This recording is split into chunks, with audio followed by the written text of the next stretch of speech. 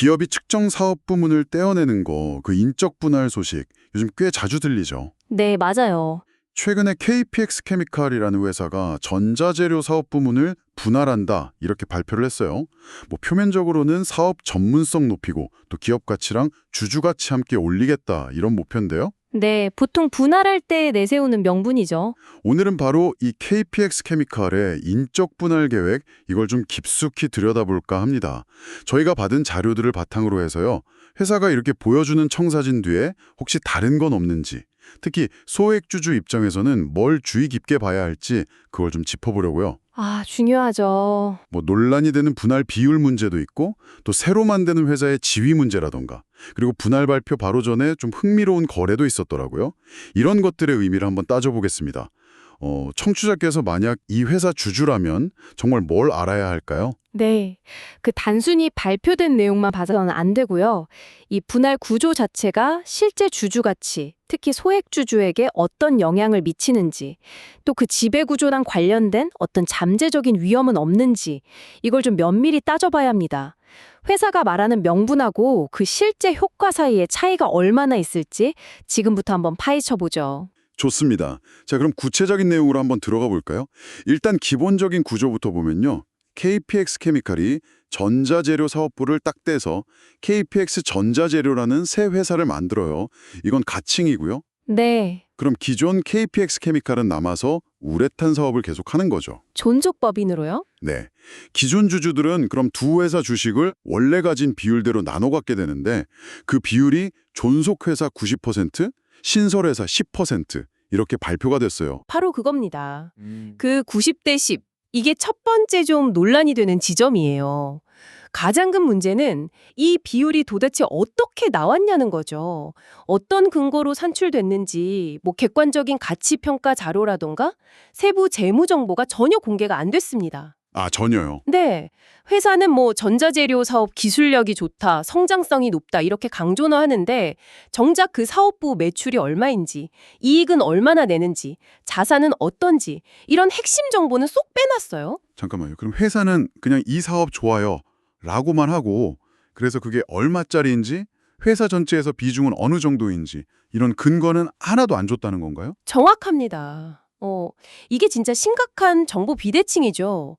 주주들 입장에서는 회사가 던져준 90대 10, 이게 공정한 건지, 내가 받게 될 신설회사 주식 10%가 제대로 된 가치인지, 이걸 판단할 뭐 기본적인 자료조차 없는 거예요. 판단할 기회 자체가 없네요. 네, 원천적으로 차단된 셈이죠. 아, 비율 문제도 심각한데 들어보니까 더 큰 문제가 있는 것 같아요. 새로 만들어지는 그 KPX 전자재료가 바로 상장하는 게 아니라 비상장 회사로 남는다. 이게 왜 그렇게 좀 치명적일 수 있는 건가요? 이게 바로 소액주주들한테는 가장 직접적인 타격이 될 수 있는 뭐랄까 비상장의 덫이라고 부를 만합니다. 크게 보면 한 세 가지 정도 독소 조항이 있다고 볼 수 있는데요. 네. 첫째는 유동성이 완전히 동결된다는 겁니다. 신설회사 주식을 받아도 이걸 뭐 코스닥 같은 시장에서 팔 수가 없어요. 아, 거래가 안 되는군요. 네, 내 돈 주고 산 자산인데 필요할 때 현금으로 바꿀 방법이 그냥 막히는 겁니다.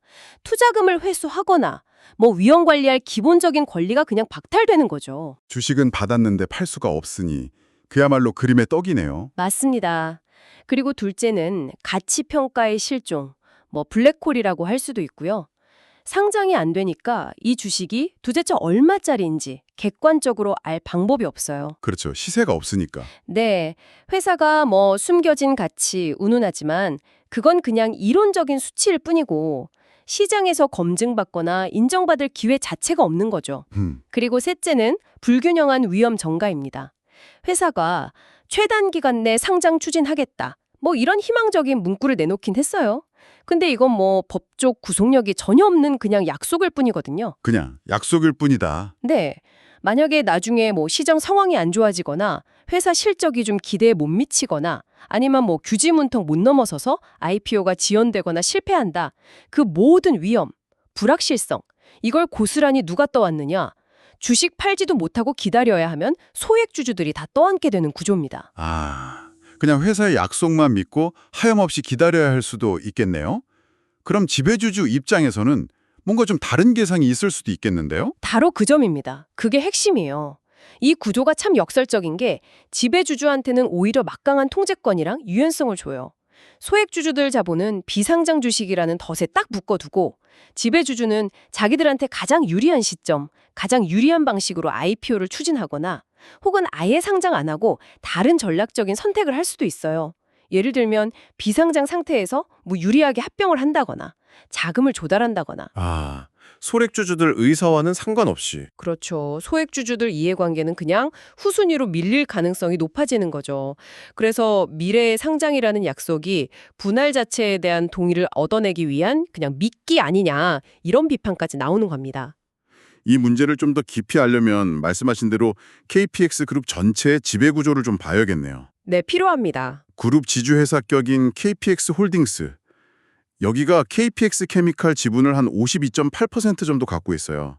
거의 뭐 절대적인 영향력이죠. 과반이 넘니니까요. 네. 밖에서는 보통 전형적인 오너 중심 경영체제다 이렇게 보고 있고요. 이번에 인적 분할이 된다고 해도 KPX 홀딩스는 존속회사랑 신설회사 둘 다에 대해서 지금이랑 거의 똑같은 지분율을 유지하게 됩니다. 지배력은 그대로 가는 거죠. 네, 구조상 그렇죠. 그런데 여기서 정말 좀 의아하고 흥미로운 지점이 나옵니다. 이번 인적 분할 발표 있기 약 4개월 전, 그러니까 올해 4월인데요. KPX 케미칼이 갖고 있던 자기 주식, 자사주죠. 8만 4천 주 정도 되는데 이걸 전부 다 단 한 주도 남김없이 최대 주주인 KPX 홀딩스한테 팔아버렸어요. 약 36억 8천만 원이에요. 아, 전량을요? 네, 전량을요. 회사 쪽 설명은 경영상의 필요자금 조달하고 시장 영향 최소화하려고 그랬다였는데 이걸로 KPX 케미칼 자사주는 이제 영주가 됐습니다. 이 거래는 우리가 보통 인적 분할 때 문제 삼는 그 자사주의 마법과는 좀 결이 달라요. 아, 다른 건가요? 네, 보통 자사주 마법은 회사가 의결권 없는 자사주를 가진 상태에서 인적 분할을 하면 그 자사주에도 신주가 배정되면서 갑자기 의결권이 생겨서 지배주주 지배력이 쉽게 강화되는 걸 말하잖아요. 그렇죠. 그게 일반적이죠. 근데 KPX 캐니파는 분할하기도 전에 그냥 자사주 물량 전체를 지배주주인 모 회사한테 직접 넘겨버린 거죠. 방식은 다르지만 결과적으로 지배주주한테 유리하게 작용하는 건 비슷해 보이는데요. 오히려 더 노골적인 것 같기도 하고요. 더 좀 본질적인 문제를 안고 있다고 봐야 합니다. 자사주라는 게 원래 회사가 모든 주주들 돈, 그러니까 회사 자금을 들여서 시장에서 사온 주식이잖아요. 이걸 제대로 쓰려면 소각을 해서 발행 주식수를 줄여야죠. 그래서 기존 주주 전체의 주당 가치를 높이는 게 맞는 건데. 네, 그게 원칙이죠. 근데 KPX 케미칼은 소각 대신에 이 주식 덩어리를 특정 대상 딱 집어서 자신의 모회사인 KPX 홀딩스에게 직접 팔아버린 거예요. 아, 그렇다면 결국 모든 주주의 공동재산 같은 자산을 이용해서 최대 주주인 모 회사가 자기 돈 거의 안 들이고 자회사 지분 늘리는 걸 도와준 셈이 되는 건가요? 정확히 그 점을 지적해야 합니다. KPX 홀딩스 입장에서는 시장에서 직접 주식 사려면 돈이 많이 드는데 자회사 KPX 케미컬이 갖고 있던 자사주를 넘겨받으니까 손쉽게 지분율을 높인 거죠. 사실상 자회사의 대차 대조표, 그러니까 자회사 돈을 이용해서 모회사가 지분 매입 자금을 조달한 거나 마찬가지 효과가 난 겁니다. 와. 이런 방식은 일반 주주들의 부를 지배주주한테 이전시키는 아주 심각한 문제를 일으킬 수 있어요. 더구나 이 거래가 인적 분할 발표 불과 4개월 전에 딱 이루어졌다는 시점. 이게 단순한 우연일까요? 그러게요. 타이밍이 참... 네. 분해 계획을 다 염두에 두고 사전에 지배주주의 지배력이랑 앞으로 분할별 자산에 대한 권리를 강화하려고 미리 짜놓은 아주 치밀하게 계획된 수순일 가능성이 매우 높아 보입니다. 이건 소액주주로부터 지배주주에게로 부가 이전되는 대표적인 가치 터널링, 밸류 터널링의 한 형태로 아주 강력하게 의심해 볼 수 있습니다. 터널링 의혹이군요. 네. 최근에 비슷한 인적 분할했던 OCI 사례랑 비교하면 차이가 확 드러나요. OCI는 인적 분할 때 논란이 될 수 있는 자사주를 전량 소각하겠다 이렇게 발표하면서 주주들 신뢰를 얻으려고 노력했거든요. 아, OCI는 소각했군요. 네. 근데 KPX 케미컬은 정반대 길을 가는 거죠. 이건 지배구조에 대한 인식이나 주주를 대하는 태도에서 아주 근본적인 차이를 보여주는 대목이라고 생각합니다. 자, 그럼 이 모든 상황을 종합해 볼 때 회사가 계속 내세우는 가치 재평가 주장, 이건 어떻게 받아들여야 할까요? 그 숨겨진 가치가 있는 전자재료 사업을 제대로 평가받겠다면서 정작 그 주식을 거래 불가능한 비상장 상태로 만들겠다니? 이게 좀 앞뒤가 안 맞는 것 같은데요? 정확히 보셨습니다. 신설법인을 비상장으로 두겠다는 결정 자체가 가치 재평가 주장하고 그냥 정면으로 부딪히는 거예요. 자산의 가치라는 건 시장에서 자유롭게 거래될 때 그때 비로소 객관적으로 평가받고 실현될 수 있는 거잖아요. 그렇죠. 거래 자체가 불가능한 자산의 가치를 시장이 어떻게 재평가하겠습니까? 이건 그냥 논리적인 모순이죠. 이번 분할의 즉각적인 효과는 가치 발현 이게 아니라 소액주주 자산의 상당 부분을 유동성 없는 주식에 그냥 동결, 럭킹업 시키는 겁니다. 동결이다. 네. 미래에 잠재적 가치가 오를 거다. 이건 그냥 불확실한 기대일 뿐이고 유동성을 잃는다는 손실은 지금 당장 확실하게 발생하는 거죠. 사업 전문화라는 명분도 그럼 좀 다시 생각해 봐야겠네요. 물론 사업 전문화 자체는 좋을 수 있죠. 근데 왜 하필이면 회사가 그렇게 좋다고 강조하는 고성장 잠재력의 전자재료 사업부를 그것도 비상장 상태로 떼어내는 방식을 썼을까요? 다른 방법도 있었을 텐데요. 그게 아마 지배주주인 KPX 홀딩스한테는 엄청난 전략적 유연성을 주기 때문일 수 있습니다. 일단 비상장 자회사로 딱 만들어 놓으면 소액주주들 간섭이나 시장 평가로부터 좀 자유로운 상태에서 오로지 지배주주 이해관계에 따라서 자금 조달 방식, 예를 들면 제3자 배정 유상증자 같은 거요. 또 다른 회사랑 합병 조건이라던가 외부 매각 시점, 가격, 그리고 결정적으로 IPO 추진 여부나 시기까지 이걸 자기들 맘대로 결정할 수 있게 되는 거죠. 아, 자기들 맘대로. 네. 그러니까 사업 운영의 효율성 증대라는 그 명분보다는 지배주주를 위한 전략적 옵션 확보, 이게 더 큰 실질적인 목적일 수 있다는 합리적 의심이 드는 거죠.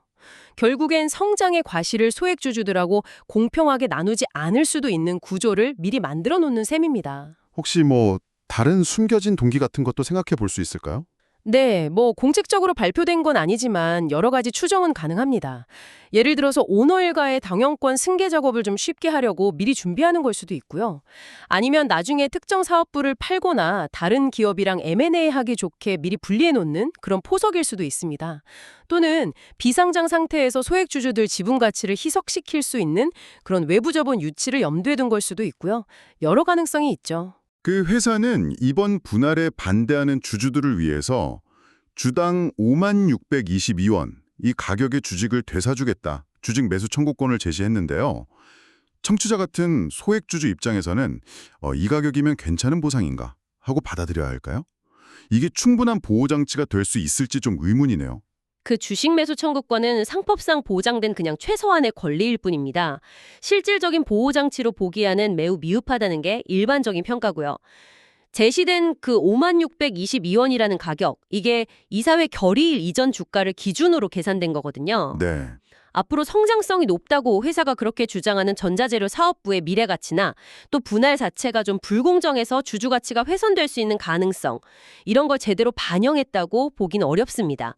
결국 소액주주들한테는 이 불공정한 거래 그냥 받아들이고 남든가 아니면 잠재적 가치 포기하고 이 가격에 팔고 떠나든가 이런 극단적인 선택을 강요하는 거나 마찬가지예요. 참 답답한 선택지네요. 그쵸.